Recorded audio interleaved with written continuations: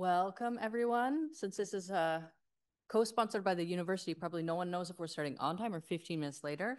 So we're splitting it in the middle. On behalf of the German Council on Foreign Relations, welcome, everyone, to this event. Thank you for braving the fog of pollen to get here. It was a little tough on the bike, but I'm happy to see so many people. It's a pretty timely and interesting topic. We're in the middle of about in the middle of our 90-day reprieve from this tariff issue. As I said, this is the inaugural event of a series we're doing together with the Cluster of Excellence from the FU, and we'll hear more from them in just a second, called Remaking America, Contesting Visions from Trump and Beyond. Obviously, the title is a nod to Trump's promise to make America great again, but we also think it's a lot broader and deeper than that. My opinion is that Trump is as much a symptom as he is a cause, and that there are significant political shifts that have been underway for a while in the United States. And we see both in the various members of the Trump coalition, but also in their political opponents, a willingness to challenge orthodoxies and fundamental points of what was the American status quo. And that's what this series wants to highlight. The idea is reshaping America's and, by extension, also Europe's future. So I want to thank my colleagues who have worked very hard to organize this event, but also very much to thank our partners in this series. The Cluster of Excellent Contestations of the Liberal Script at the FU Berlin. And I'm going to now welcome Professor Tanja Börzel, who is Professor of Political Science and the head of the Center for European Integration at the Otto Suhr Institute of FU, and most importantly for tonight's event, the director of this Cluster of Excellence. So, Professor. Good evening, everybody. I want to make this brief, and as Rachel introduced me, I'm here as the director of the Cluster of Excellence, Contestations of the Liberal Script. What this Cluster of Excellence is looking at is trying to explain is why it is that ideas and institutions for organizing liberal ideas and institutions for organizing societies are increasingly challenged and contested. And Trump is a critical example of these challenges. And I don't mean that in a normative way, it's just an observation. And the cluster is not only doing research, it's also engaging in what we call knowledge exchange and knowledge transfer. So we're very happy that we've been able to partner with DGAP and co-sponsor this event. And one of the things I want to say, the cluster is particularly interested in a change of perspective, right? Because, look at the topic we're talking today. For Trump, it's the liberation. It's about making America wealthy again. For many Europeans, this is the beginning of, or could be the beginning of trade wars and actually a worldwide recession. So there are different perspectives. And I think we're pretty good in understanding why a lot of Europeans think this is the beginning, maybe the beginning of trade wars, but less so what is actually motivating Trump in challenging some of the certainties we've been counting on this side of the Atlantic for several decades. So this is why I'm looking very much forward, not only to today's talk, but also to the whole series, which shall help us to better understand what's going on in the Trump administration. So thanks again to everybody at DGAP and also at Scripps. A couple of people here from Scripps, including the Deputy Director, Mark Hallerberg, and the other Deputy Director, Yasmin Soysal, and the Director of our graduate school and our International Research College, Thomas Risse. So the top brass of the cluster is definitely here and a few others. So thank you very much. And I look forward to our discussion. So as Tanja Börzel said, we brought someone from DC. He actually just arrived yesterday, but drank enough Coke that I think he's going to be fine for tonight, who is going to talk about a specific perspective that's gaining influence in the Trump administration and in the political discourse. So as we know, for the majority of the post-war period, there was a bipartisan consensus in the US on promoting democracy, free markets, open markets, and free trade.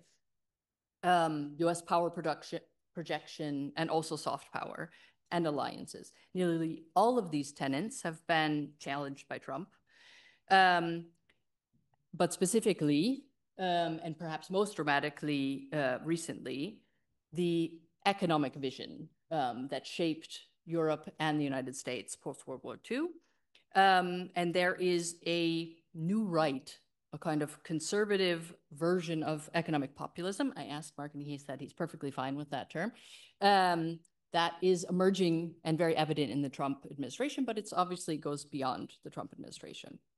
So I want to situate our speaker politically a little bit for everyone who isn't lucky enough to follow US politics as closely as I do. Mark DiPlacido works at a small, relatively new, it's about 5 years old, think tank in DC called American Compass. And American Compass has the mission to restore economic consensus that emphasizes family, community, and industry to the nation's liberty and prosperity. This is still very much a minority view among Republicans, but it is a view that has powerful representation in the administration, including J.D. Vance, who is, I believe, a member of American Compass organization, and also the former trade representative and influential trade advisors in this administration.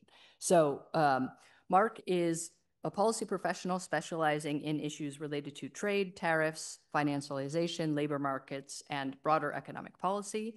He is the policy advisor at American Compass, which I just described. Previously, Mark worked in the first Trump administration at the Office of the U.S. Trade Representative under Ambassador Robert Lighthizer, who is also one of the proponents of a rethinking of trade policy. And he served as Deputy Policy Director on the Ron DeSantis for President campaign. So Mark is going to sort of give a view of this perspective on U.S. trade and economic policy, and then we will have a conversation after that. So, Mark, please. Thank you very much, Rachel, Professor Börzel, and for my co-panelist, Mark, and for DGAP for having me this evening and flying me out to Germany. It's been a great trip so far. I did study German in college and came to Berlin once before in 2013, but unfortunately I did not retain much of the language, so you're going to have to deal with my very American English. I am going to try to kind of put my remarks in 3 parts. The first and last part being very brief to just sort of situate the overall view and kind of paradigm shift that we're seeing in U.S. trade policy, but the bulk of the middle to discuss sort of the ramifications economically of the current trade regime on the American economy. Hopefully taking up the bulk of my remarks. I'm going to try to keep it under 20 minutes. So to start off with a little bit of a brief history, and I think it's important to kind of contextualize the conversation that way, given the theme of the speaking series, Contestations of the Liberal Order. Most of the current trade regime comes out of an agreement that was made in 1947 called the General Agreement on Tariffs and Trade. This was shortly after World War II ended. At the time, the U.S. economy was really ascendant, especially in industry and manufacturing. Most of the world's industrial base was heavily decimated in World War II. The United States, seeing very little of that conflict on its own shores, remained resilient, fueled a lot of the Allied war effort. So it also had a lot of excess production that had to come down. At the same time, we were also seeing the Cold War starting with the Soviet Union. And so there was an added foreign policy element to the trade regime that the Americans led the world into sort of establishing over the next 50 years. Starting in 1951, so China was actually part of that original agreement. It was around 23 nations in 1947. Like I said, they fell to communism in 1949 and were removed from the general agreement. Starting in 1951, the United States more heavily prevented Soviet countries from joining that trade bloc, from enjoying what's today known as most favored nation treatment by the other members of the trading bloc. And you saw that continue. In 1974, there was an alteration to the American trade regime passed. It allowed the president to issue waivers annually to communist nations. Congress could shoot it down, but they never really did. And so China began receiving an annual waiver in 1980. Of course, this agreement went through several rounds and ultimately set the basis for the World Trade Organization that was established in 1994. This was a few years after the Berlin Wall fell and the Cold War ended. And I think from the perspective of the new right in America, this is when we see things start to go a little off the rails. I think my point in raising all of this is to understand the larger geopolitical context of this trade policy. There are many economic arguments for free trade, but there was also an argument made on the foreign policy side as well that we had to, bring more of the countries into the free world's orbit, the West's orbit, the American orbit, and away from the Soviet Union. Once that Cold War ended, that view sort of calcified into almost a religious view of open markets and free exchange of goods and services. And less attention began to be paid to the effects on the larger US economy. From 1991 to 2001, which was the year that China was formally allowed into the World Trade Organization, received permanent normal trade relations with the United States instead of that annual waiver. The trade deficit for the United States rose from $30 billion in 91 to $346 billion in 2001. Once China was admitted to the WTO, that number more than doubled again to $764 billion in 2006. There was some fluctuation with the Great Recession, but as of last year, the U.S. trade deficit now stands at $920 billion. So about $1 trillion a year now that the United States is importing more than it's exporting. China has the opposite breakdown, where they run a $1 trillion world surplus in trade. And so the bulk of my remarks now are sort of how does this affect the United States economy? What is the best way to understand this? Starting sort of big picture. The way I summarize it is that a trade deficit, $1 trillion trade deficit for the United States essentially means that the US is consuming $1 trillion more than it's producing every year. Now, in order to pay for those goods, the money has to come from somewhere. So what the United States ends up having to do is they either borrow the money, and they do that by issuing government debt, or they sell off assets or pieces of our larger economy to pay for them. This would be in the form of our stocks and ownership of our corporations, our real estate, corporate bonds, other forms of dollar-denominated assets. So when these surplus nations, sell more to America than they buy from us in goods and services, that money instead goes to acquiring our assets.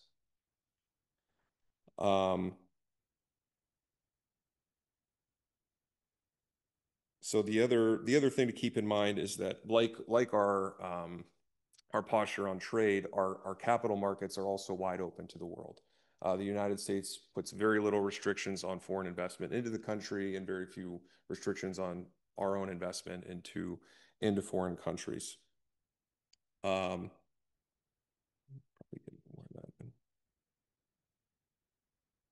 So how is this, I guess, more directly affected sort of people on the ground? And I think this is probably the most important part of the conversation to recognize as a foreign audience, because for a long time, even our own policymakers and leaders sort of neglected the consequences of this deficit.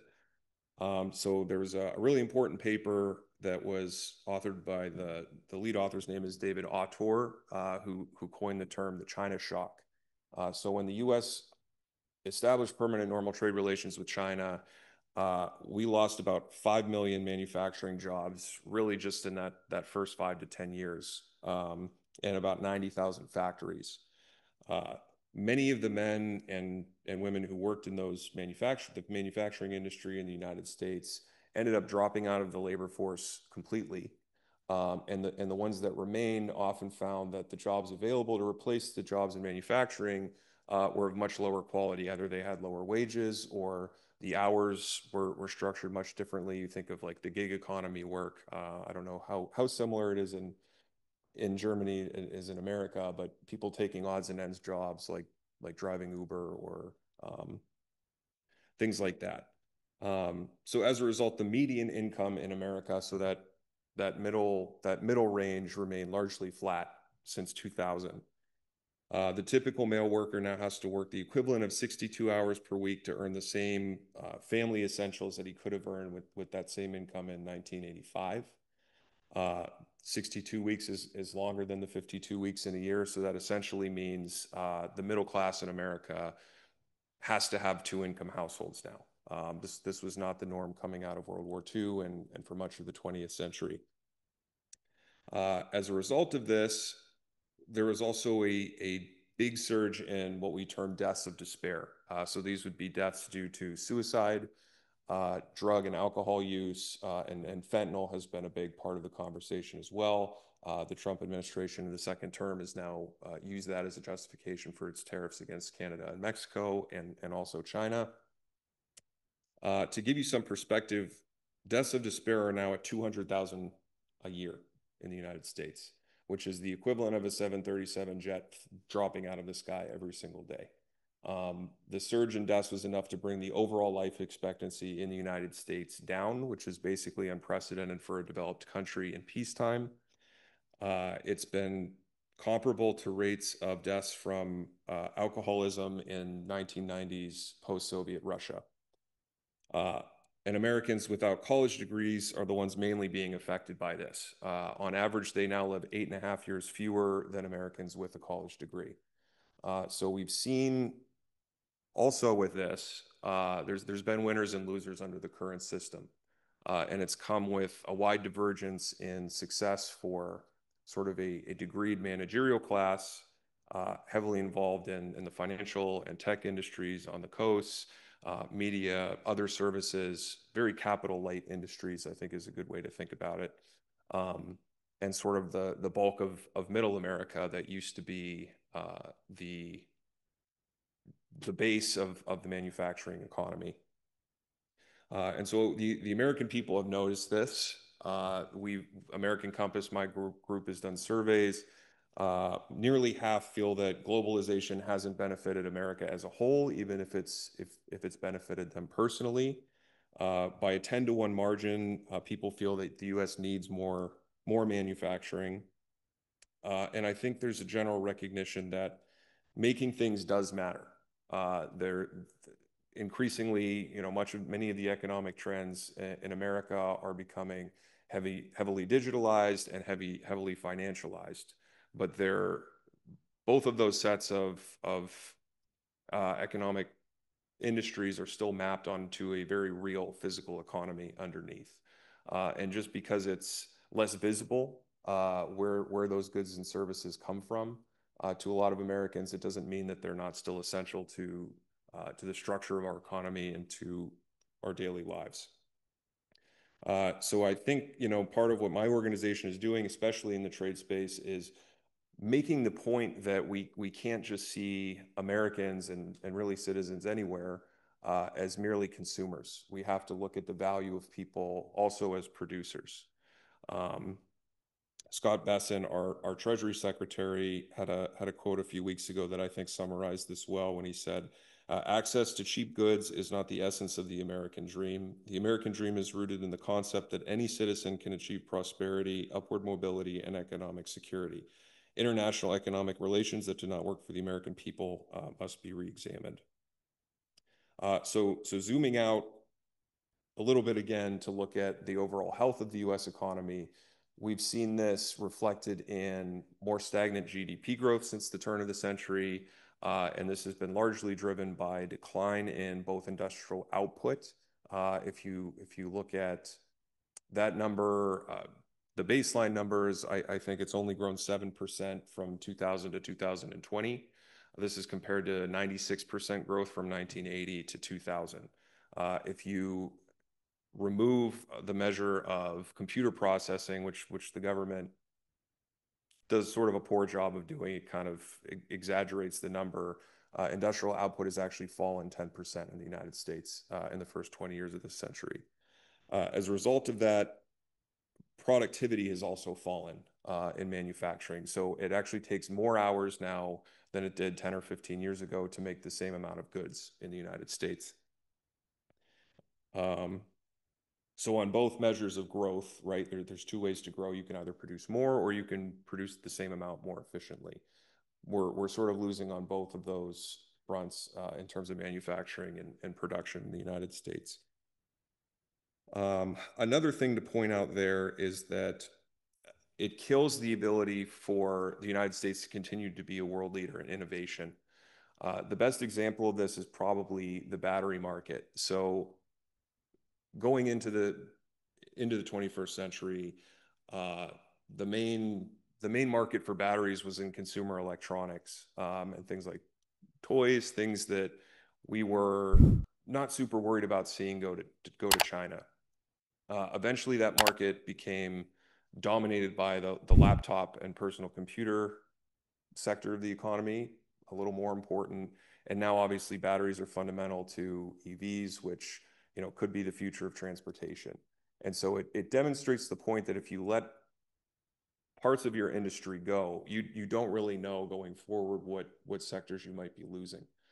We don't know the opportunity costs of allowing this innovation to flow over to China.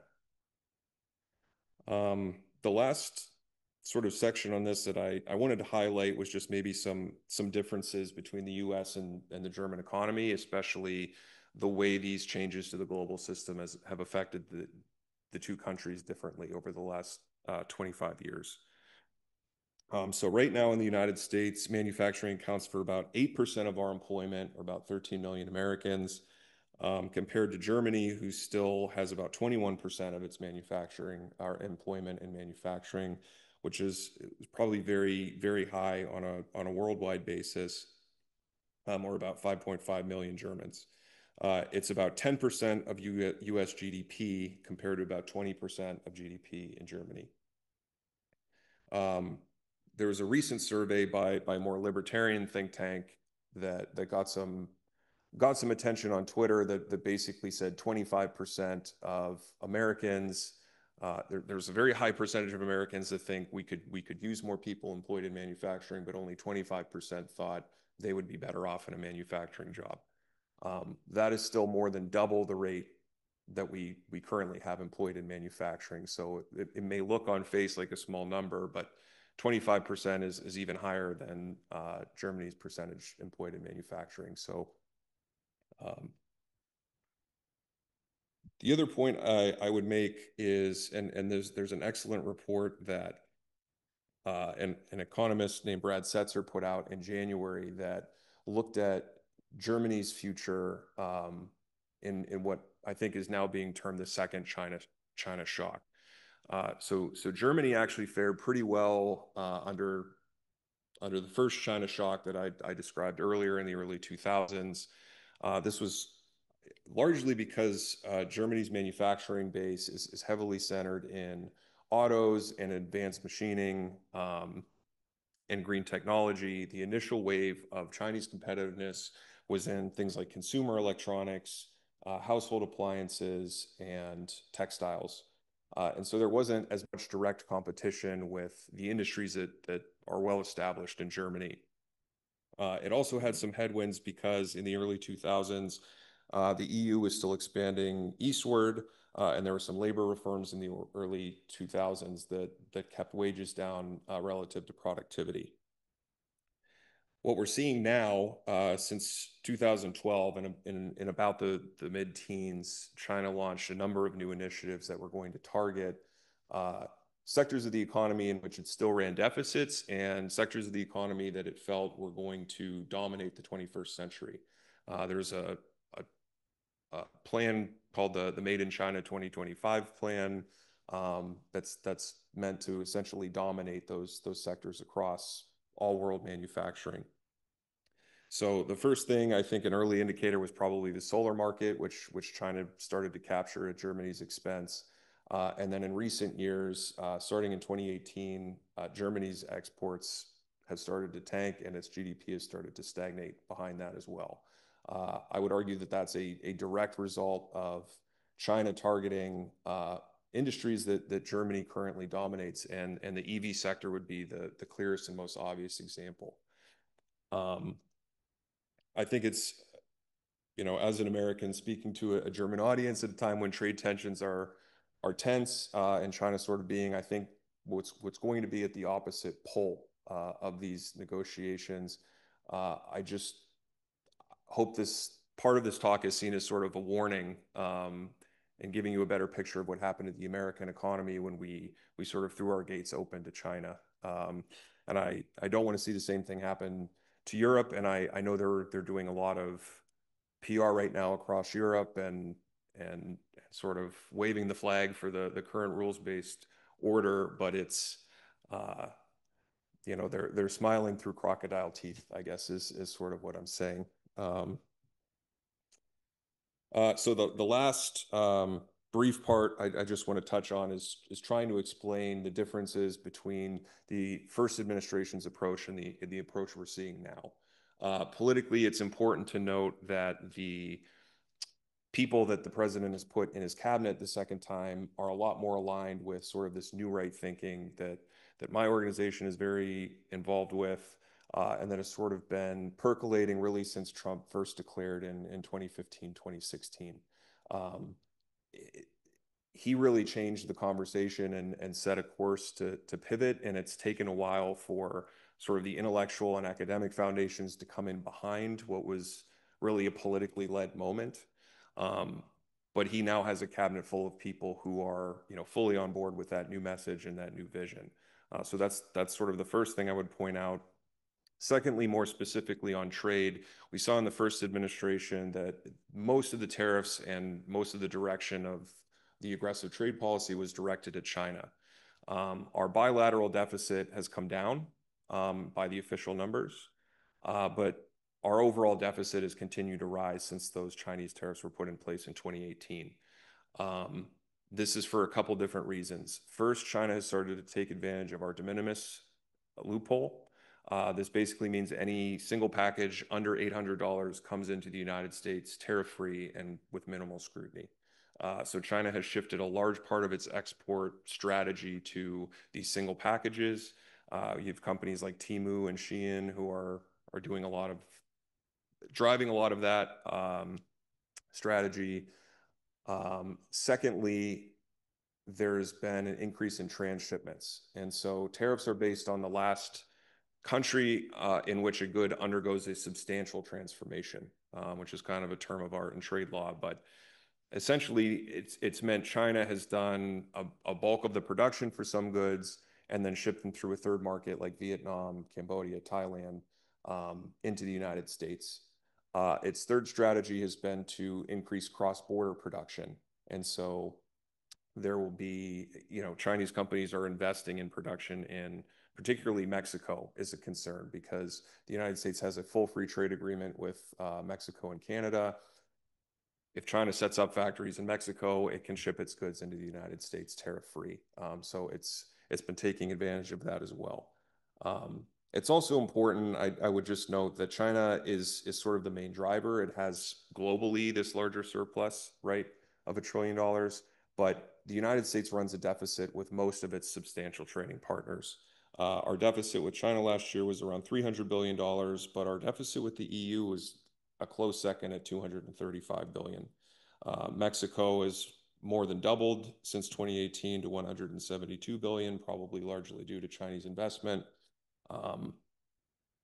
It's important to recognize, I think, in that context that many countries run deficits with China, but then run enough of a surplus with the United States to make up for that. And I think it's incumbent on, or I think it will be part of the conversation with this administration that the United States cannot absorb other countries' deficits with China any longer. So I think I think I will try to leave it there. I expect to get to a lot more in question and answer, but thank you. So thank you. Thank you very much. As a transition to our second speaker, who is the discussant of the evening, I just want to point out what I always think of when I hear Mark or his colleague Oren Cass speaking about these things is the accusations that we saw, especially around the time of the financial crisis, toward Germany of its supposedly mercantilist policies. And I don't know if anyone remembers this quote of from Angela Merkel commenting on why it was that Germany wasn't suffering as badly as the UK and the US from the financial crisis. And she said, because we still make things. And I always think of that quote when I think of these arguments. So whether or not you want to pick that up is very much up to you. But our discussant of the evening, who has been briefly introduced, but I'm going to introduce more, is Mark Hallerberg, who's the Dean of Research and Faculty at the Hertie School here in Berlin, but more importantly for tonight's purposes, also the Deputy Chair of the Scripps Cluster. So co-Deputy Chair. All right, next time you're gonna have to be on the stage with us. Co-Deputy Chair of the Scripps Cluster of Excellence, our excellent partners for this endeavor. So, Mark, I am sure you have many points of response to this to get us going. I do. Let me just start, first of all, by thanking Mark for coming. I think one of the most important things that may come from this is what I hope would be more of a dialogue. I think you'll get a sense of that too from some of the responses that are here. I should say, I thought I was going to spend a lot of time on the problem, but I don't think I have many disagreements with what the problem has been. And this has been a discussion that's been going on. The China shock is something that indeed I should add. I'm coming at it as an academic, and so some of the perspectives I'll have will be citing certain academic literature. And the discussion of the China shock and its effects, especially in parts of the industrial Midwest in the United States, are quite stark. The only thing that I would add a bit, and would just simply be, of course, there were some winners of this as well. I happen to come from California originally, although I've been here for some years now. And if I go to Silicon Valley or some of the other places in terms of this, that there's, I would say, just simply great inequality. So there's some big winners, and there, of course, as you very well documented, several losers. I mention this because then the question becomes a bit about then what's the solution and what do we look for? If I want to be provocative, by the way, I would just simply state some of what you stated I have heard in a Bernie Sanders speech. By the way, Trump and Sanders in some ways are quite similar, if you don't know, in terms of looking at the problem. And the question really then would be, if I look, you didn't mention tax policy, but that's the big deal right now today in Washington. And the question here is, well, what sort of tax distribution should there be? If there are big winners, should those big winners then in some sense contribute to compensating the losers? And that's a bit of a domestic question, but Besson often talks about sort of three different things that are part of the policies, where tariffs is only one, deregulation is a second, and the third is the taxes. And I think what you talk about in terms of deregulation to get more innovation, I see this very much. But a question I have is, what are the implications on the tax side? And I ask you directly, and it could be you as yourself or even as American Compass, because there has been a debate within Republican circles. Should the taxes on the wealthiest at least go back up to what they were and simply stay, or should they not? And so if you could maybe comment a bit about that when you get there. Now, in terms of thinking about the German side, and let me bring this also a bit to China. I should say, as you maybe were sensing yourself when you wrote up your notes, there could be a lot of sympathy here, and you could continue to have an ally in Europe to deal with these. Because indeed, from a European perspective, and if you look at some of the things that came from Brussels, that have come from Germany within the last year or two of reconceptualizing what it means to have China here and what the policy is towards China, I think there's general agreement that China is a country that is a big exporter, as you described, big surpluses. Of course, it hits Germany. It hits other countries in Europe as well. It's hit Italy before. It's hit Germany and textiles and other sorts of things. And the question is, if you want to have an alliance and move forward and talk about what would be a rebalancing of the economy, how do you do it? I should add, having spoken with several Chinese economists, you would even have Chinese allies, potentially, because many Chinese would acknowledge there needs to be some sort of balancing towards domestic consumption and away from the exports. And so the question is, how do you get there? Where I mentioned a dialogue is this sense, I think I would summarize, but we have other people who might have a different perspective here, is that, Trump has come in and been very anti-European. I mean, when we read what Vance says, even off the record, that then gets reported, it's the Europeans are somehow bad. Earlier this week, Trump said, the European Union is even worse than China in some ways.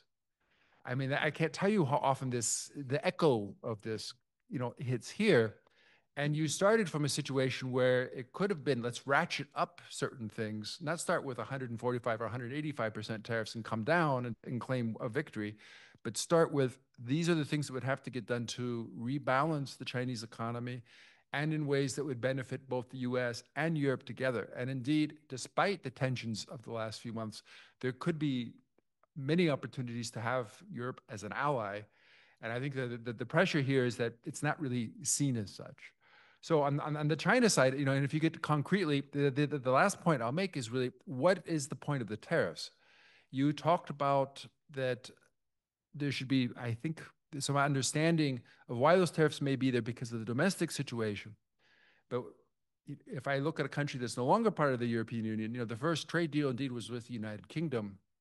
And what has come after that is, and I hear this from Ford, GM, and Stellantis, that it will be cheaper to buy a Jaguar or buy an Aston Martin in the future than it will be to buy a Ford, because that's the nature of what was negotiated in the tariffs. If the tariffs are set up in such a way that it disadvantages American companies and disadvantages people who invest in Michigan or in Spartanburg, South Carolina, if you're BMW, and you see, well, there might be occasions where it's better not to import things. This will, in some sense, not lead to, I think, what you're looking for. And I think there are three reasons for it. One, indeed, is that they're going to be differentiated tariffs. They're not uniform. They seem to be based on either friends or of the administration or of the president in particular. There's a question of levels. The levels vary a lot. In some places, they're fairly high. In other places, they're not. And the third thing that I think many people would like around the world is some sort of certainty. And by this includes the Americans. It's another 90-day pause. Well, what will happen after this? So on one day, the markets think all the tariffs will go away. But then the next day, tariffs is one thing. And then the markets will go down 2 or 3%. Some sort of what I would almost call a plan. I mean, there's a sense a little bit, you mentioned Scott Bessent. I would also cite the Secretary of the Treasurer. But it seems like different days are different people who are important. And so if you want to move towards this in terms of what you do, I think you need a sort of a coordinated plan. And you would even have some allies on the left. I don't mean just Bernie Sanders, but there might be ways to do this in different sorts of ways. It would also help to unite the country. Because again, to go back to your very first point about some of the issues that are there, I would agree with you that a lot of them are there and that there needs to be some change. And perhaps as Trump breaks some things, maybe other things can be done in a good way that over time, maybe things will develop. So please speak with other people here. I happen to be the other, actually, we've got some Americans on the stage. We need to get some Germans and some others kind of involved in this discussion. And I think that's the point of tonight's event. So thank you. So thank you very much. A great start as we anticipated to get into the meat of the discussion. What about tax policy? How do you see tax policy playing into the solutions to the problems that you listed? What about working with others? If the main problem is China, where does it fit into the strategy to bring others into the loop? And as a sort of reframing of it, what would your or the American company tariff policy look like? I imagine it would look a little different. And so in the kind of brief highlights, what would those look like? Sure.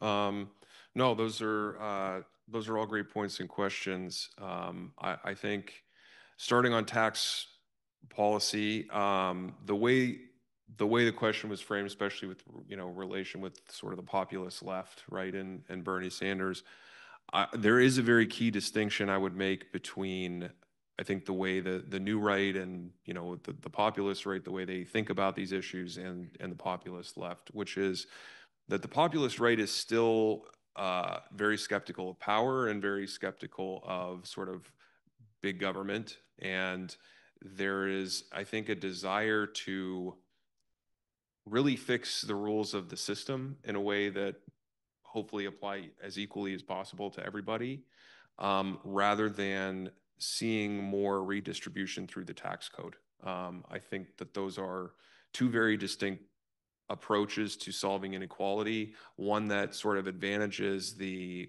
incumbent class of elites who are benefiting very much from this system, and that I think have shown,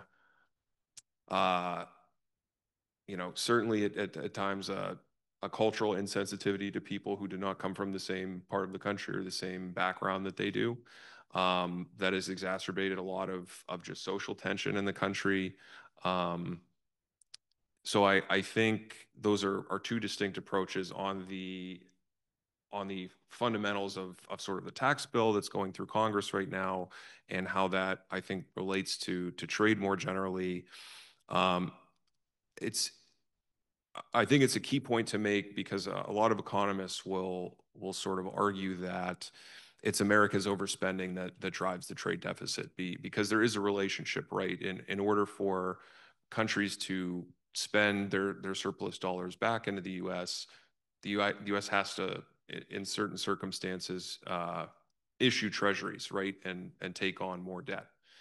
So there is a relationship there. But historically, if we look at the late 90s and the early 2000s, when Congress actually balanced the budget, there was still a demand for U.S. assets, and a lot of that demand filtered into private U.S. debt, notably in mortgage-backed securities that caused a massive bubble that eventually popped and triggered the Great Recession and the global financial crisis. So they are heavily related. The United States absolutely needs to balance its budget. I would say we are very comfortable if Trump would allow the top rate for that top bracket to expire and go back to 39.6 or 40%. That would be fine, given that there certainly are people winning under the current system, and at the expense maybe of others, if you look at it with everything laid out. Secondly, looking at China versus Europe. So I think a large part of this part of the conversation is probably more differences in approaches to diplomacy than necessarily trade policy. I think that part of the president's appeal for and maybe this is just to give more political context as an American, right? Part of Trump's appeal is this anti-politically correct attitude. I mean, he talks like a person from the working class in America, and people find that appealing. Not usually the people that are in our circles, but among many Americans. It's there's an element of entertainment, but also beyond that, there's an element of a feeling like he is speaking for me, that he is offering a voice. And I would point out also that it's important to recognize that many of America's politicians, it's not just people on the world stage. He's very critical of them, right? I mean, when he was announcing the reciprocal tariffs in the Rose Garden, right? He pointed over to the Oval Office and said it was people in that office that caused this problem first and foremost, not foreign countries. He says China, you know, he's spoken of Xi that he's very smart, right? That this is the way to look out for your own people, your own industries, your own country is the right impulse of leadership. And I think this has probably caused the biggest portion of the tension with Europe, because Europe, I mean, given its history, I think it's totally understandable why, is very very concerned about maintaining the rules-based order, and something that is sort of national or can be, you know, couched as apolitical. And Trump is sort of re-entering a realism and a different view of statecraft into, you know, the international conversation at this point. And there's people that certainly many people in the United States that really are hesitant to embrace that, not just people in Europe. So hopefully that's some helpful context there. Agree with it or not, that is the context.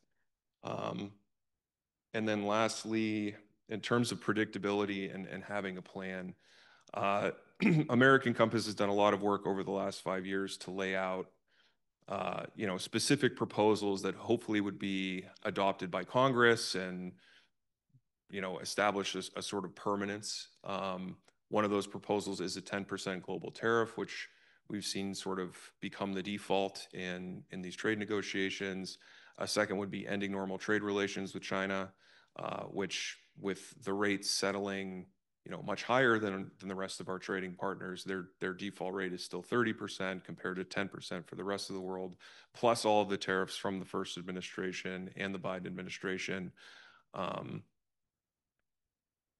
So moving forward, I think starting high and coming down, I think the strategy, and I don't work for the administration or speak for the administration. I'm not in regular communication with the team who's making these decisions or anything like that, was probably to send the clearest market signal that the only safe bet will be investing in America and producing in America. And the administration has touted trillions of dollars of pledged investments from not just American companies, but other countries around the world. The United States, unlike a country like China, who can set its economic policy over the course of plan for decades, is subject to really a 2-year political cycle. And that's going to have some bearing or put an extra screen over the way policy is implemented. So it's not going to be, I think, under any regime, you know, an ideal scenario, like you should just implement exactly what we say. But obviously creating that predictability and not causing unnecessary pain on the front end by putting the rates in too high before people can adjust, are recommendations that we've consistently made to the administration, and are, you know, I think are just sensible. So just did my best to contextualize things as best I could for the audience. Just to sort of add a kind of question to the contextualization, would it be fair to say the problem with taking you know, a kind of longer term stable plan that maybe a place like American Compass would suggest in terms of, you know, a 10% global tariff and then a step up of tariffs over time to give industry. The problem with that is Trump knows he only has 2 years and is trying to change the debate and change the mindset quickly in that window. Would that be a fair explanation of why it's, I mean, in addition to maybe Trump being Trump, but there's the political element of this is still a minority position within the Republican Party and also in the Democratic Party. And therefore, the people who want to see this change feel like they have to break through the wall quickly, even if strategically they ideally would like to design it otherwise. Would that be a fair? No, I think that is fair. I mean, we've seen positive movement among definitely the leadership of the Republican Party, and a lot of talent, like I mentioned in my remarks, has been recruited into the administration. there's been good bills sponsored for a lot of our proposals. But Congress is consistently not where it needs to be. I mean, we spent a year or two on an effort in December to just pass simple restrictions on outbound investment from American investors in military-related companies in China, and like Congress couldn't even get that over the finish line. And so I think Trump does recognize he has a limited time frame. I think after, running on this same policy 10 years ago now at this point, he feels the time for negotiating is sort of over. And I would also point out that there is always going to be headwinds from people who are benefiting under the current regime for against a major shift and a major change like this. And so I really don't think, I think Trump's personal factors, like being a billionaire and being a celebrity, I don't know who else could have caused this shift in conversation quite as starkly as he was able to, because I think anybody else in the Republican Party probably would have received no donations and been crushed. So, Mark, I think you probably have a response or two or another question. And also, I'm going to start looking around to see if there are audience questions. So I'll make a comment. I think it's really important indeed that we get other people around. I find this idea of a flat 10% an interesting one, and one that could even be a basis of an agreement. The question, though, is the policy seems to be that if in this 90-day window you would negotiate individual agreements with countries and they're not all the same. And so in terms of, I mentioned the British getting a great deal on cars. They don't get a great deal on some other things. The British are complaining about the 10% and other things. But that lack of consistency leads to all sorts of arbitrage opportunities. And if you're looking for indeed increasing the domestic manufacturing sector, I just don't see the other question is really, it's interesting, if 10% is really high enough. I mean, I've seen some studies from 2018, 2019 that say it just raises prices. I mean, it becomes simply a tax. So the way Republicans tax people is they do it through tariffs as opposed to income taxes, because ultimately the consumer is going to end up paying what this is, and it's going to be the American consumer. And so the question is how do you really want to get this settled? I also want to make a comment on the finance. The finance one is really interesting, and it's one that in some ways the policy is tearing in different directions. Because indeed, if the deficit gets bigger, as you say, you have to get the money someplace, and traditionally, a lot of it's come from China or from Japan, or actually the Dutch have bought a lot of this debt, and others in terms of how this looks. And if you could close that deficit, that's at least one source. Now, as you mentioned as well, the private sector is something that's important too. And so a lot of the leverage comes from there. If we had time, I guess the question I would have as well is, what do you see that's specifically about the relationship with Europe? You discussed Germany, but of course, we're at a stage where there's a lot of discussion, should the Europeans retaliate? What is also the relevant deficit? Is it just the goods deficit? But of course, the US has a trade surplus with Europe in terms of services, be it financial services, be it technology, things like this. Do you even want to get into some of the details? I mean, one of the things I often notice is one of the countries that has the highest deficit with the United States has the highest deficit with is, of course, Ireland, which is like 1% of GDP of the European Union. Why? Because there are all these American pharmaceuticals who sit in Ireland and ship things over. If you take the Irish out of the equation and you do have a few other things, you very quickly have a balanced situation. But then the question is, what do you ultimately want? Do you want a partner to think about what's going on with Europe? Is that a rhetorical issue? Is it a domestic? You talk about domestic politics, but I don't see the vision being implemented in a consequent way. So respond to that, and then we have I'll bring in two audience questions. So looking at, I guess, sort of the global tariff versus the more bilateral based reciprocal model, I think the simplicity and the less room for arbitrage or something like that, the elegance of just the flat global is I think probably why we gravitated more towards it. I think the advantage of reciprocity is having more of this give and take, and if it is to long-term form more of a new trading bloc, that is, I think, the only, or that is the main advantage of being able to say, to reward good behavior and to reward people who are coming in terms with the new definition of or the new defining principle of trade policy being balanced, rather than just bringing barriers down and expecting that to sort of work out the trade imbalances. I think maybe another benchmark to keep in mind off of that is China, only 39% of China's GDP is made up by consumption. The U.S. is 68%. For comparison, the world average is 63, and I believe Germany's is 52.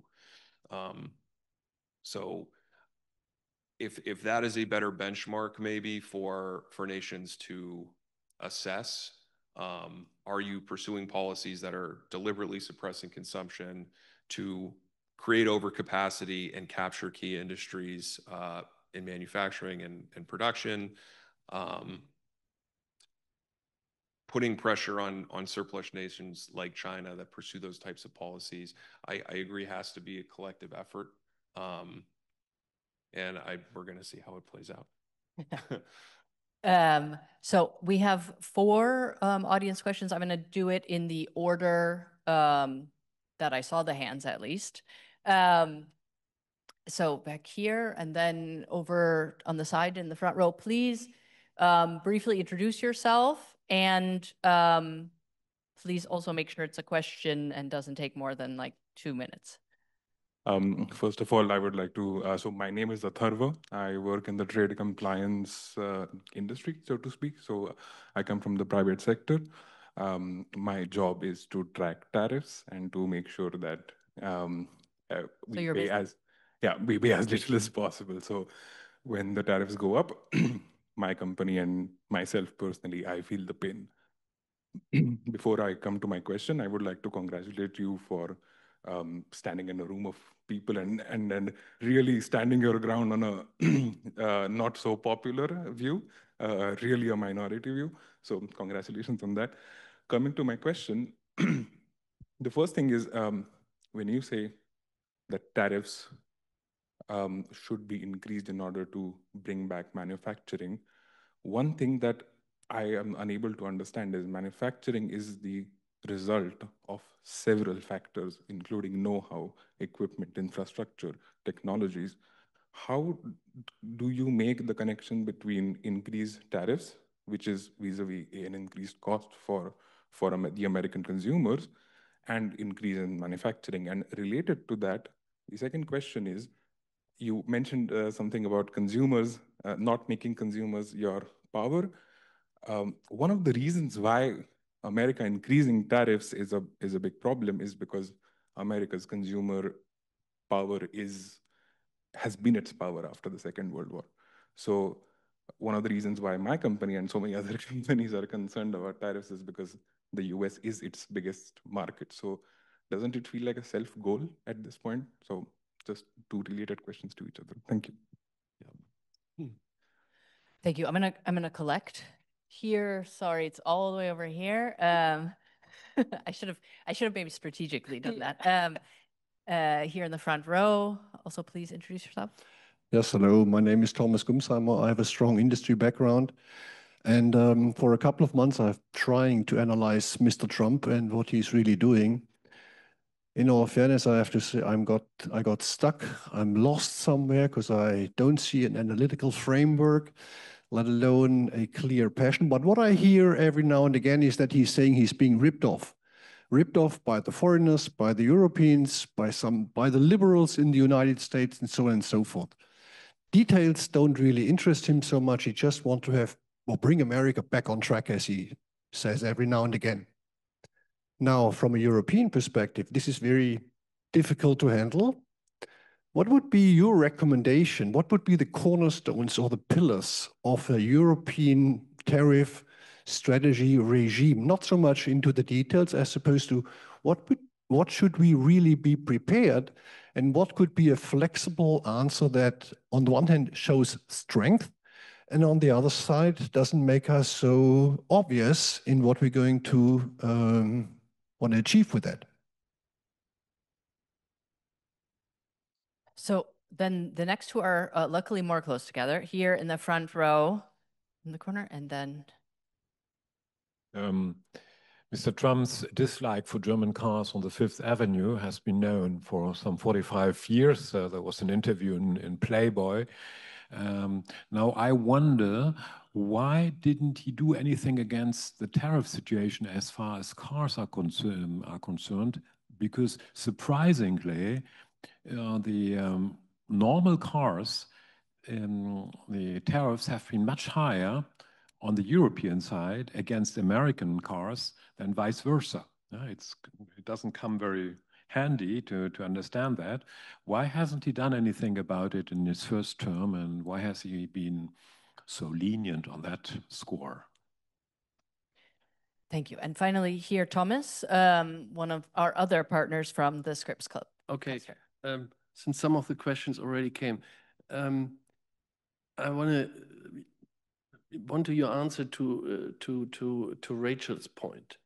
So politically, you have just very short time, therefore you really disrupt this entire system with the trade war. The real goal is to attract investment and build up the manufacturing base. Now, the trade war directly contradicts the strategy to attract investment. We have now German companies who are in the US, who are investing in the US, who are creating jobs, that they might actually retreat. BMW is seriously thinking of at least, if not, at least reducing. So isn't there a huge contradiction between the two strategies, or the ultimate strategy and what is going on immediately? I think that is what makes a lot of people nervous here, because last sentence, I'm done. I think I agree with Mark. We agree on the analysis, this loss of manufacturing in the US with dramatic consequences. I think on that ground, we can all agree. Where we disagree is the way this administration works on this. Okay. Thank you. Great questions, everybody. They were questions and they were not very long, so kudos. To briefly summarize, since it's a lot, isn't American consumption part of American power? Which I find an interesting question, and I think you have a position on this. How should the EU respond? Yes, please give us some policy advice, which will make my job easier. What about the cars? Why did Trump not look at car tariffs in the first term? Truck tariffs might be part of that answer. And is the disruption actually counterproductive to the medium and long-term goals that American Compass wants to achieve? Hopefully I summarized those all well. Yep. I think there was one more at the top about, I guess, sort of why tariffs as well. I think so Oren Cass, our founder and chief economist, has been writing a little more about the desire for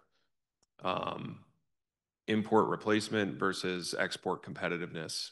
And I think we are, organizationally, in the way we're thinking about it, we're looking at that $1 trillion deficit as a market that we want companies to fill, right? And not necessarily, so on the inputs, for example, right? It's not just about making the final good competitive in external markets. It's about filling the needs within the economy that we have, that where consumption is out of balance with production. I would argue on the consumption has always been our power part to be, I think, very wrong. After World War II, we were 50% of the world's manufacturing, I think 40% of the world's GDP. We were a net lender to the world.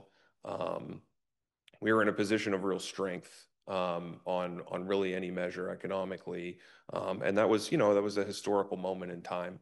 And the responses to the situation at that time to set up the world trade system, like as I mentioned at the beginning, made a lot of sense under that system. I think the main point is, I think we're starting to reevaluate, certainly on the new right and the people who are thinking through this, what does America look like in 2025, recognizing that it's no longer 1945 and it's no longer 1989. And I think we don't want to replace, I mean, this is another point on the US versus China axis to the extent that that's going to be a bifurcated system. We're not trying to replace China and, become a $1 trillion surplus country again. I think we're just arguing that you should have balance. And that kind of balance is what all of the economic models predict. It's the kind of balance that allows comparative advantage to actually work the miracles that it's supposed to work. And so I don't want to, I want America to be strong as a producer and as a consumer. To your point, though, I think it responds to maybe the last question in that, given that China is sort of on the same pole of Germany in terms of being an export-driven economy, right? That has been the German model, similar with Japan at different times, Korea, other Asian economies. And China's closing its market more and more to foreign imports. Its imports are falling as a share of GDP. Its exports have risen 10% versus world trade as a whole only rising 3%. So even given the tariffs in the first Trump administration, like China is still just completely taking off. In that kind of environment, and especially if we're going to be shutting off trade with China more and more, and we are going to keep Chinese EVs out of our market, I think that will definitely be the case, at least for this administration. Where are Germany's cars going to go? I think that there is understandable backlash to, especially the way some of the arguments are being made. I understand that, but the market opportunity in America, I don't think can be replaced, and Germany's already in a difficult position given China. I mean, in 2019, China was a net importer of vehicles. Within 5 years, it became the biggest net exporter in the world, in 5 years. China is willing to put whatever investment it needs to hit its targets. And that's very different than a capitalist model that prizes profits, right? Chinese companies don't have to be profitable if the Chinese government decides that we're going to invest in the sector regardless. And that's a completely different framework to operate under. And I don't think it's the kind of trade partner that Europe wants to have. On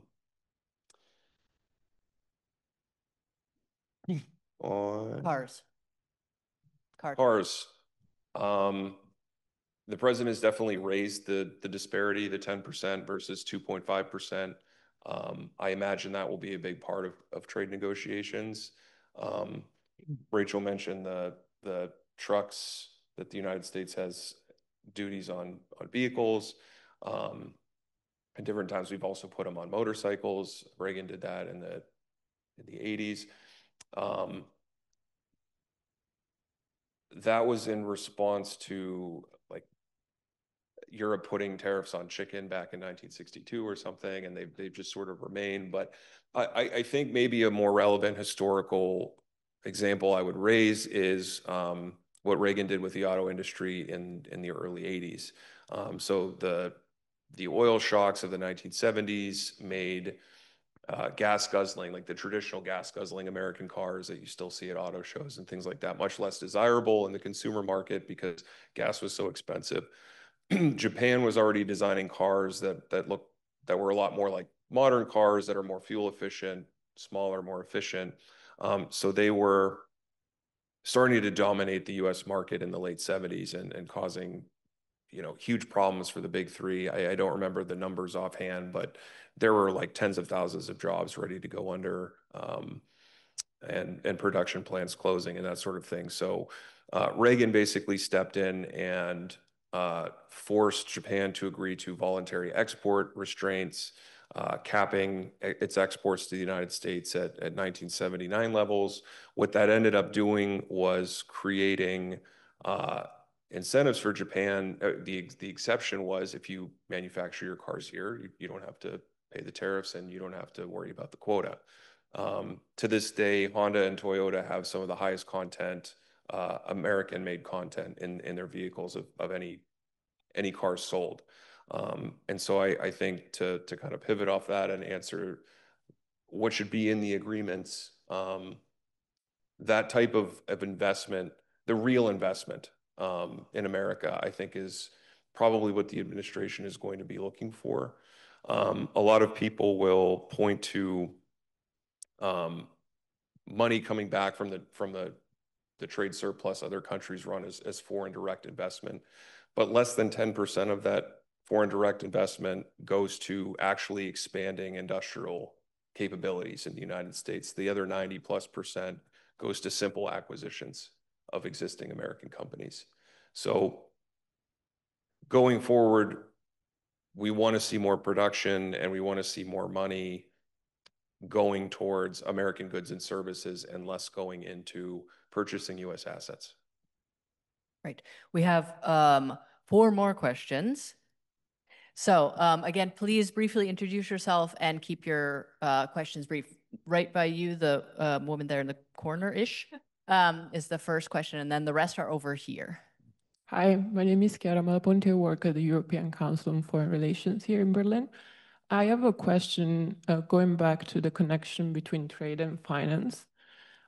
Part of, let's say, the ideas that have been floating around, especially coming out of the Council of Economic Advisors, suggest that part of the trade negotiations might be linked to the inking of a currency deal to weaken the dollar.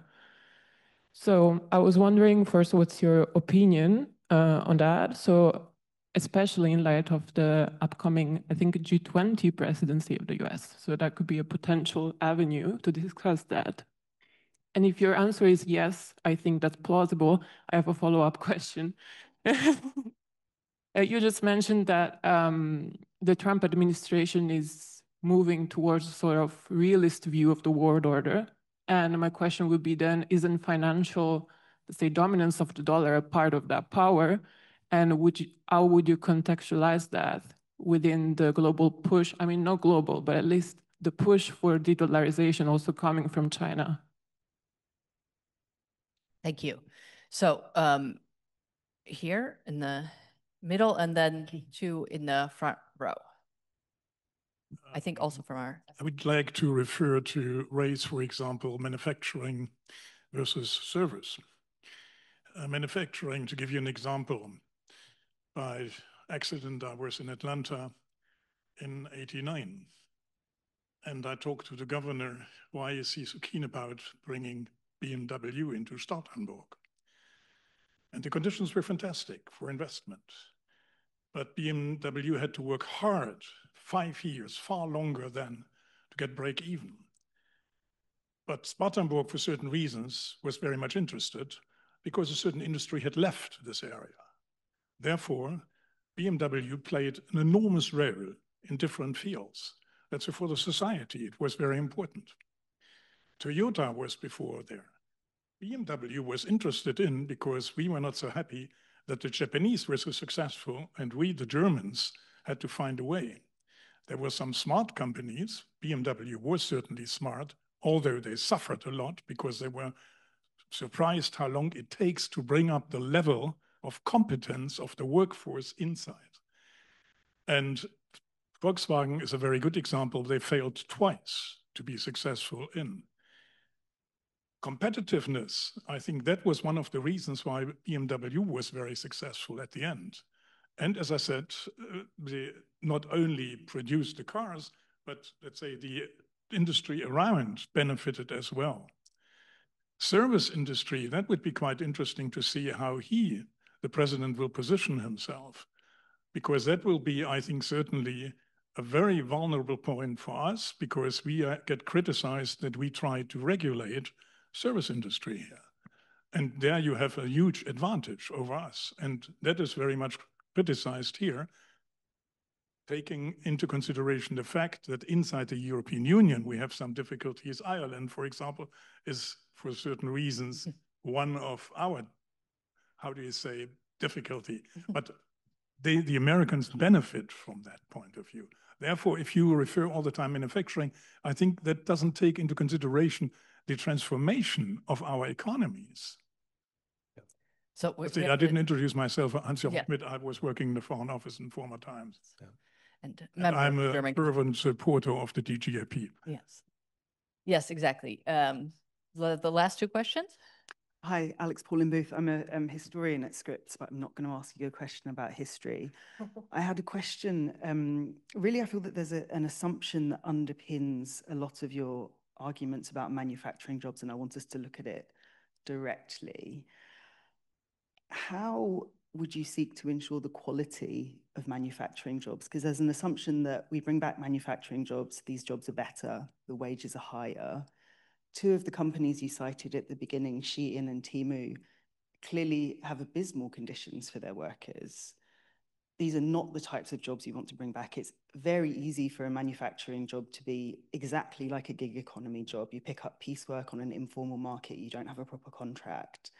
Those aren't the jobs that you want. How are you going to get the jobs that you want and produce goods at a price that consumers are actually going to be able to pay for them? This is a huge question for me. The second very brief question is about the nature of American geopolitical power. Clearly, a lot of this power is underpinned by the dollar as a reserve currency, which keeps the dollar quite high. Clearly, a weaker dollar would be much more favorable to exports. And this comes again into some of the contradictions that we've been mentioning. It seems to me that some of the Trump administration's kind of kickback is almost against its own power. You know, it's against the problems of America's own power. Is there going to be a point where you have to say we're willing to give up some geopolitical power in order to stimulate the type of economy that we're seeking? And how is that going to go down? And thank you so much for being here tonight. Very, very stimulating talk. Thank you. So last question, you can, please just pass it on to your colleague. Thank you. So Michele Tedeschini, also from Scripps.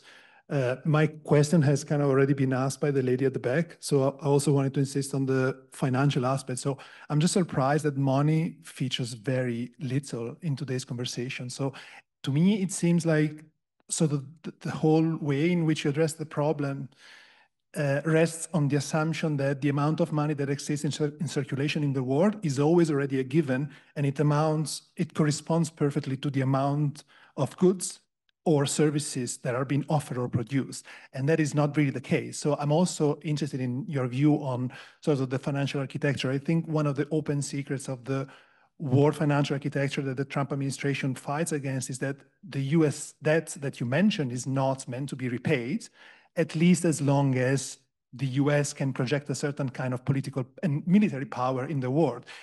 And when the US is no longer capable or willing to project that kind of power, I think we come up against the problem of US debts, but not before. It's never been really a problem. So my question is it quite as simple that you find a gap and you can just fill a gap by replacing production? I mean, also behind me, it has already been said, like, it's not just like we replace what China is doing. So yeah, that is mine. Great, thank you. I'm just going to head right over to you without summarizing, but I did note them in case you forget any of them. No, those are great questions. The currency part of this conversation is, I think, just starting to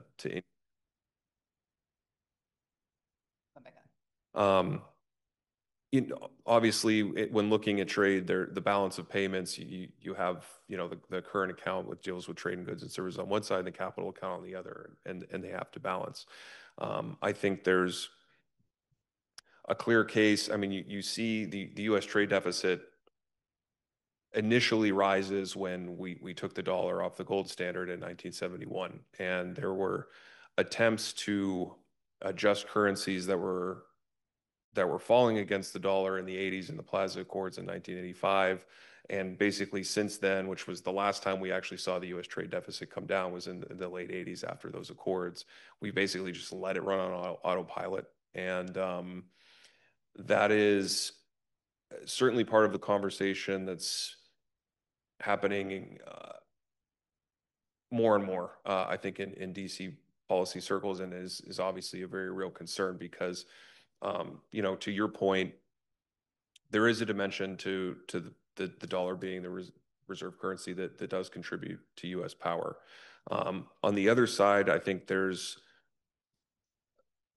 more of a discussion of whether that is an exorbitant privilege or an exorbitant burden. And I think we see, to the nature of your question,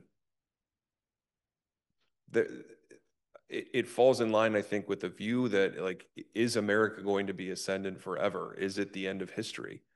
And for this new realist school, the answer is no. Like, history doesn't end. Humanity does not get to end history. And it's naive to think, especially with China rising as quickly as it has and capturing, you know, these industries that are going to dominate the 21st century. I mean, China makes 50% of the world's commercial ships right now. The United States doesn't make more than 5 in a year. I mean, it's, you have to ask at a certain point, are the dollars in circulation matching up with real value being created? And I don't think, you know, being a fiscal conservative, that debt is something that just evaporates based on goodwill. So obviously we have to find a way to rebalance the system without completely collapsing the value of the dollar and destabilizing the entire world system. I would say, though, as other countries rise, and it's not just China, but like, you know, India is becoming a very strong country in its own right. Brazil, South Africa, the BRICS countries. We already saw movement with the war in Ukraine to try to find ways around the U.S. sanction system, right? And China backing up Europe and buying all of the oil that Russia wasn't able to sell in Europe anymore. There's ways in which we've already seen weaknesses of a system that places dollar sanctions over any other geoeconomic or geopolitical strategy. And I don't want to say that as an American on foreign soil to undermine our position, but I think it's important for lawmakers to recognize that a system that is unsustainable has to end at some point, or there have to be changes to make it sustainable again.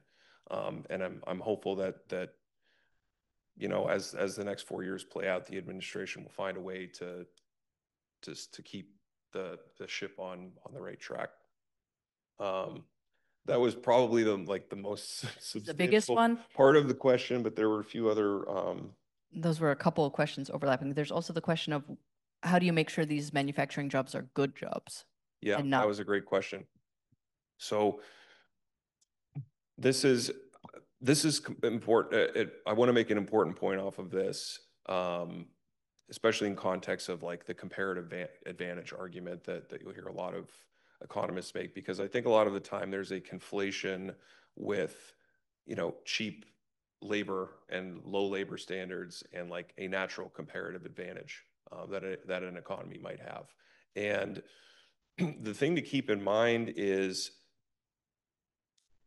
that's only more efficient if those jobs can't be replaced, or that same level of production can't be replaced with a more efficient use of labor in America, right?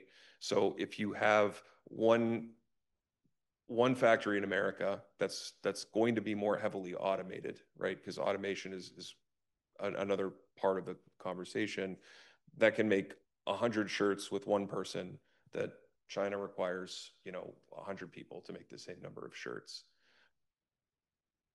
It's not more efficient to use bare bones labor if that labor isn't actually more productive.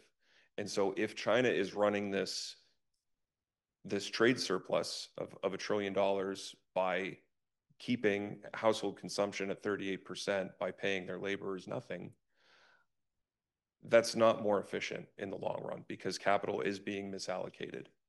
So we don't want to replace those same labor standards in America, obviously.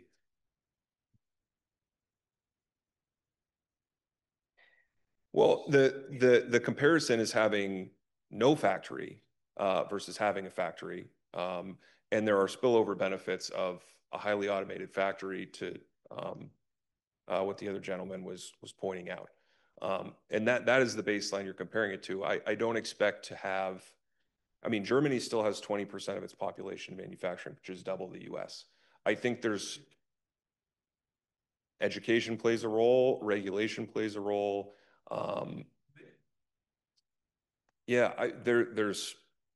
There's a lot of different economic policies that obviously affect the advantages of trade. But it's not an argument to wave away the existence of a problem by saying because manufacturing is more heavily automated today, we shouldn't worry about imbalances. Just to sort of maybe provide a little bit more political context for these answers. So the American Compass New Right has a very different position toward labor than the mainstream right has had, which is to say they are actually interested in some degree of cooperation with labor markets and talking about these issues, which is part of why I find it an interesting strand in American politics, is that it's also things like vocational training. If you read some of the publications from American Compass or Orencast, I mean, he's very big on alternative models of education, on labor rights to a certain extent. So this is what differentiates this strand from kind of the classic Republicans. And this is a dilemma that you see playing out. I'll say I'm saying this in the administration between the kind of smaller government, lighter touch, but some of the new elements of what you would need to establish good manufacturing. The other argument that I've heard Mark and some of his colleagues make is the innovation iteration that you get from having manufacturing. So, maybe not T-shirts, but whatever, Windows battery, something. You have only then a few people in the factory, but then those people might innovate, right? Without the manufacturing base, even if it's just a few employees, you miss the opportunity to innovate and develop new technology. That's part of the argument. And if you have a factory in your town, you're trading goods with other places and bringing external money in. And so if you, a comparison I would make, or that I use is haircuts, right? Like the technology hasn't substantially improved in the last, 5,000 years, but what used to be, $5 in DC is, closer to 50 or 60 now. There are other factors in the economy that raise manufacturing being a substantial one that raises the relative earnings available for services as well. If you have a factory in your town, maybe there's fewer people, but they send their kids to the local daycare, they buy a gym membership, they contribute some of that money back in local taxes or in donations to nonprofits. There's these spillover effects, particularly in manufacturing, because there's trade with people outside of the town or the community. And one other point on political context that I'll say, and you can disagree with me if you want, this question that sort of came up in two different ways of a weakening dollar, a weakening role of the dollar as the reserve currency, doesn't that mean less US power? And if you think about the Biden administration wish to have a foreign policy for the middle class, inherent in that is also the assumption that the previous foreign policy didn't work for the middle class. And I do think there are people, both on the new right and on various versions of the left, rethinking that question. Is the reserve currency and financial dominance and the power it gives the US politically good for Americans and good for medium and long-term American power. This is one of the kind of elements of the rethinking that's going on. American Compass is part of that, but we saw a lot of it done very differently, but you see it also on the left. So I think, yes, there are people definitely who would say that's not the right kind of power. It's not the kind of power that helps us, but that's only one strand, and that's not super dominant. And just to tie that tighter, so everybody follows it, a stronger dollar disadvantages American exports and advantages foreign imports, because a stronger dollar goes further in purchasing, goods in countries with relatively weaker currency, right? It basically increases U.S. purchasing power, but it makes our goods relatively more expensive. So that's sort of how it's related to the trade conversation. Yeah. So. Yeah.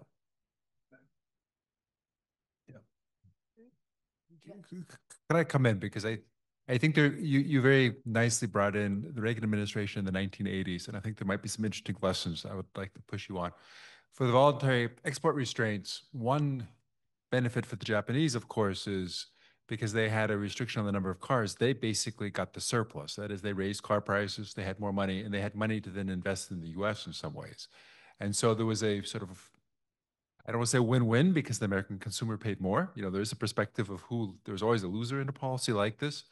But this gets to the broader point in terms of to what extent does the Trump administration want to come up with some sort of cooperative solution in terms of how this plays out. And even with the Chinese, I've often thought this would be a good thing for the Chinese to do, is to propose this. It would be a way to kind of restrict certain sorts of things, but at the same time, they get something out of it. You also mentioned the Plaza Accords. I do think one thing that's changed is just simply how integrated these different supply chains are. I mean, the thing is, there are a lot of inputs that come in from abroad. And so it's changed. In the 80s, it was very easy to say, well, we're going to change what the strength of the dollar in a certain way. Now it's just more complex. I mean, there's this story that one part might go 6 times across different borders. That's about the tariff bit, but there's also the bit about the currencies. And so if anything, I'm just going to be a little humble here. I didn't expect the dollar to go the way it did. I say this as someone who sometimes has to transfer money to the US, and I don't always get it right. And I think some of these things we have to be a little humble too in terms of predicting this. It's nice to be to say the economists know how this is going to play out, but especially what's happened to bond markets, I would have never predicted, and that seems to be the one that's really potentially quite dangerous in terms of how this plays. So I guess my point is, I think they're great lessons for the 80s, but I'd like to hear more sort of about, well, how is this really going to play out for Trump? You want one last sentence on that? It's we're in one sentence. we're now we're only 100 and change days in. It's going to be very interesting 4 years, and maybe I know a little bit more, but I think there's still definitely a lot up in the air. So thank you again so much for having me. Yes, thank you.